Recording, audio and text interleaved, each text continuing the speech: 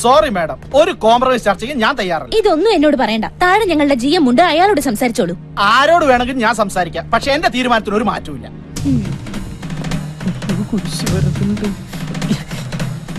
പറഞ്ഞതങ്ങനെ കേട്ടാ മതി. കിടന്ന്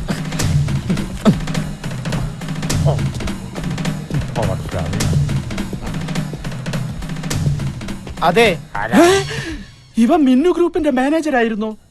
അപ്പോ അന്ന് പണിയിലെ കൃത്രിമം കണ്ടുപിടിക്കാൻ വേഷം മാറി വന്നതായിരുന്നു അല്ലേ സാർ? അന്ന് എനിക്ക് ആളെ അറിയില്ലായിരുന്നു. ഒരു ജനറൽ മാനേജർ ഒരിക്കലും ഒരു സാധാ ലേബർ വേഷത്തിൽ വരുമെന്ന് ഈ ഭൂമി മലയാളത്തിൽ ഒരു കോൺട്രാക്ടറും പ്രതീക്ഷിക്കില്ല. അതാണ് ആന്റണി ആറ്റിറ്റ്യൂഡ്. സാർ, സിമെന്റിലൊന്നും ഒരു കുറവ് വരുത്തിയിട്ടില്ല. പിന്നെന്തിനാണ് താൻ കുറവ് വരുത്തിയിട്ടുള്ളത്? അത് മണലിന്റെ ഡിമാൻഡ് കാരണം ചെറിയൊരളവിൽ പൊടിമണ്ണ് ചേർക്കേണ്ടി വന്നിട്ടുണ്ട്. സാർ, അത് മേഡത്തിന്റെ അടുത്ത് കംപ്ലൈന്റ് ചെയ്യരുത്. മേഡത്തിന്റെ സ്വഭാവം സാറിന് അറിയാലോ. അതിലും മോശമാണ് എന്റെ സ്വഭാവം. സാറിന് അറിയാലോ തൊഴിലാളിക്ക് എങ്ങനെയാണ് അപകടം സംഭവിച്ചതെന്ന്. അറിയാം, എല്ലാം എനിക്കറിയാം. തന്റെ ഓരോ നീക്കങ്ങളും കെട്ടിടത്തിന്റെ മുകളിൽ നിന്ന് ഞാൻ വാച്ച് ചെയ്തുകൊണ്ടിരിക്കുകയാണ്.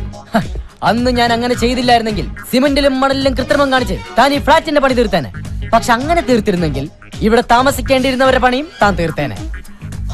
ഒരുപാട് പേരുടെ ജീവൻ രക്ഷിക്കാൻ എനിക്കെന്ന് അങ്ങനെയൊക്കെ കാട്ടിക്കൂട്ടേണ്ടി വന്നു. സാർ, ഒന്ന് മിന്നുമേട് അറിയരുത്.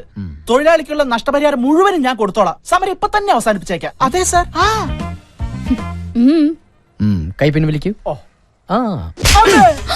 ഇത് താനെന്ന് എന്നെ തെറി വിളിച്ചതിനും പിടിച്ച് തല്ലിയതിനും, ഇത് സിമന്റിലും മണലിലും കൃത്രിമം കാണിച്ചതിന്. ഇതെന്തിനാണ് സാർ? ഇത് താൻ ഇനി കൃത്രിമം കാണിക്കാതെ ഉണ്ടോ സാർ? തൽക്കാലത്തേക്കില്ല.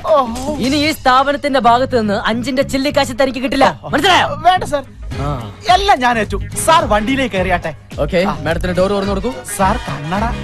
Sorry, കയറിക്കോളൂ madam. ഉപ്പെല്ലാം അതിലുണ്ട്.